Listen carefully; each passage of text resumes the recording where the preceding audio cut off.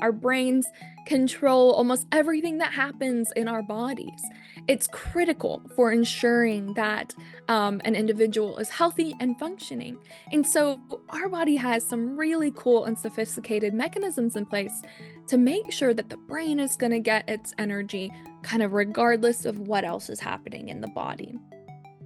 So our bodies keep excess calories on board in the form of fat. When you consume more calories than you're utilizing, those calories are stored in your adipose tissue as body fat.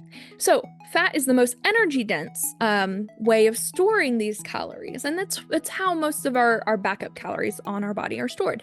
We do have some calories stored in the form of glucose. So glycogen is made up of glucose. Glucose is widely considered the primary fuel for the brain. We don't have much glucose stored on our body. It's really important to make sure that the brain doesn't run out of energy. So we had to come up with another way to be able to actually utilize the energy from the fat in our body to protect and fuel the brain when we can't eat. Fat is easily broken down into something called fatty acids. Fatty acids are pretty big molecules, and they actually can't cross the blood-brain barrier efficiently. Here's the conundrum.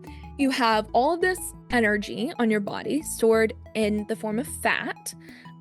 You have the brain that's primarily running off of glucose, but fat, when you break it down, can't feed the brain because the fatty acids can't get into the brain.